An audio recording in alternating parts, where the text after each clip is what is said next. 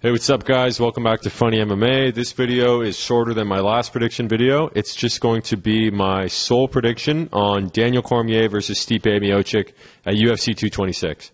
Okay, the main event. Stipe Miocic versus Daniel Cormier. This is a fucking fight. Honestly, I was pretty conflicted about this one. When it was first announced, I was like, well, Daniel Cormier is one of those guys that can actually fight at heavyweight. He's fought at heavyweight before. I watched him fight Josh Barnett live in Strikeforce. I saw him fight Bigfoot Silva live. He fought these two giant men and just had such a speed and technique advantage. He overwhelmed them, and he finished Bigfoot in the first round, brutal KO, and he beat Josh Barnett by a dominating decision. The only person that ever beats Cormier is Jon Jones, and even that recent fight where he was finished in the third round, Cormier was arguably ahead on the scorecards. He was walking him down. He's used to fighting guys that are really big. The problem is he's not used to fighting guys that are big and fight short distance and with speed. So, for example, Jon Jones has a huge reach advantage, but Jones doesn't necessarily fight using his reach. He fights short. He tends to land a lot with his elbows on the inside. He likes to tie up a lot because he's looking for takedowns. He doesn't fight like a long guy. He doesn't really use his range as effectively as he should. That's why Cormier landed so much in the second fight. Cormier was able to not only close the distance, but keep it there because Jones does like to fight in the pocket as well. Jones is also super fast, so that's why he was able to land a lot more than a heavyweight would, because heavyweights, they have much more weight on the frame, and they're just slower. They have to worry about cardio in the second, third, fourth, fifth rounds, so they can't throw as freely as, say, a light heavyweight. So Cormier's advantages here are his speed, his cardio, and his technique, because it's always a step up every weight class you go down, because heavyweight is the most dominating class. They're the ones that would win every fight.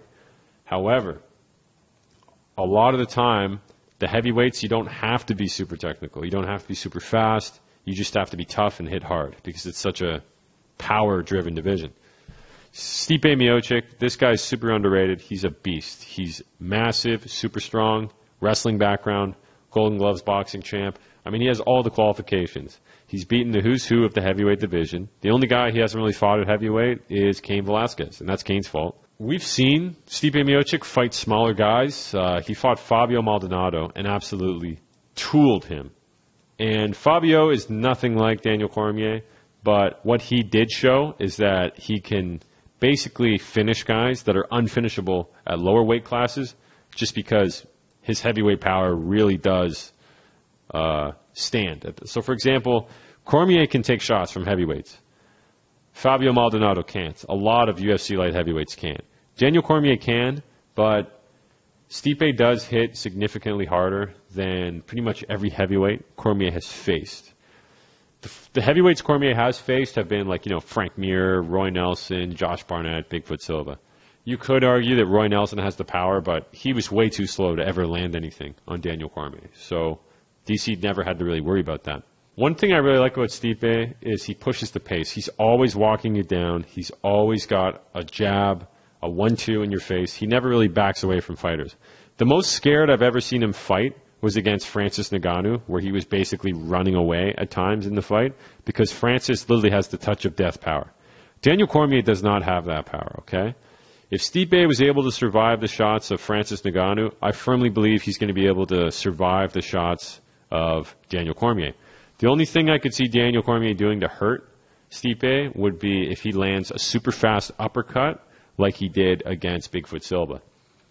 Stipe is incredibly tough, as is DC, but I'd say Stipe is tougher because he's eaten shots from super hard-hitting heavyweights, whereas DC is only eaten shots from semi-hard-hitting heavyweights. DC has the wrestling advantage by far. You could also argue he has the cardio advantage too, but Stipe is known to actually have great cardio as well, and DC would be carrying Stipe's weight as opposed to a light heavyweight's weight. So Miocic might not have the strength or grappling advantage, but he's going to make DC work a lot more for any takedowns, any clinches, etc. He's going to be able to get out of a lot of them just because he's such a huge guy. I see both these guys mixing up kicks. It's going to be very interesting because both of them are going to walk center into the octagon, I don't think either one of them is going to be backing up at all. They both are known to push forward and be the first one striking as opposed to counter strikers. I think that DC is going to be on the back pedal a little bit earlier, though, because he has to be very careful about Stipe's power. Stipe can eat DC's shots. DC can eat some of Stipe's shots. If Stipe puts him back against the fence and lands a clean right hand, I see him dropping Daniel Cormier pretty hard. Not necessarily getting an immediate stoppage, but I feel like he has the power to one-punch Daniel Cormier and rock his world. That's basically going to be the fight. We're going to see how the first round goes. We're going to see how DC eats Stipe's shots. I'm really impressed with DC's chin because he ate so many hard shots from Volkan Ozdemir and just was unfazed by them. One thing about DC, though, is everybody thinks DC's going to win because his speed, his technique, and that he's fought bigger, stronger grapplers before. Here's the thing, though. One, that was several years ago that he fought at heavyweight. It's been 4 or 5 years. He's 39 now. He's had injuries, surgeries. He's not the same fighter that fought those heavyweights before. Another thing, too, in addition to being slower and not as strong and a little bit weaker in his body because he has aged a bit, the heavyweights that he did beat back then, they weren't top 5s. They were top 10s, and they were outdated by today's heavyweight division. UFC evolves. The heavyweight division took a long time to evolve, but the guys that he fought at heavyweight are more of the old guard of MMA, not so much the newer, fresher, more well-rounded, younger, faster, stronger, more athletic heavyweight division. Now, it's not like a night and day difference, but the heavyweights DC fought were not at the same level as Stipe Miocic. And it was years ago when DC was a little younger. DC's good at fighting longer, rangier opponents and being able to win by tying them up and exchanging inside the pocket. Because the tall guys, they're not able to really land at short distance. They're rangier fighters, like, for example, Gustafsson and Jones. That's why DC could hit them. But Stipe fights very short. Most of his fights where he wins by knockout or drops his opponent on the feet, they're really short punches, almost Shane Carwin style. For example, when he dropped Andrei Arlovsky, his right hand was probably like a 10-inch punch. It came very close. He didn't wind it up at all. He didn't set it up and come in from a distance. He was really close to Arlovsky, and it was just a short, straight right hand that tagged him and led to the finish. The punch he landed against Junior Dos Santos, he was doing all kinds of punches like that. He walked him down, put him up against the cage where he couldn't run, and then he started throwing short punches. Not winding up, throwing short punches. The right hand that finished him was a short punch, but it was like an overhand short punch. But my point is that Cormier is used to fighting bigger guys that use their range. Miocic fights in the pocket despite having this size advantage. So he's going to be exchanging at the same level and distance as Cormier, which might actually throw off Cormier's game because he'll be expecting the punches to be thrown from a little bit further back, not as short. Anyways, the point I'm making is that DC is going to be a lot more hittable than he normally is when he fights longer, rangier opponents. I truly believe that Stipe Miocic just stylistically is a bad fight for Daniel Cormier.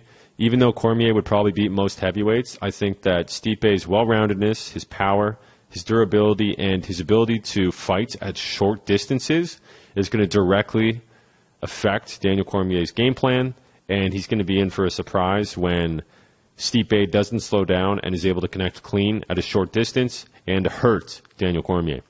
I think this is going to be a win for Stipe Miocic. I think that Daniel is such a champion that it'll probably go 5 rounds, but I could see Stipe Miocic catching him and actually finishing him in the 3rd or 4th round, as Daniel Cormier has been dropped and hurt in several of his last fights, but never against a heavyweight as dangerous as Stipe.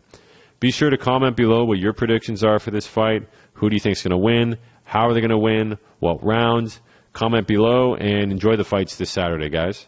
Thanks to everybody watching at Funny MMA. There's going to be a bunch of sick videos this week and the coming weeks that are funny and about MMA.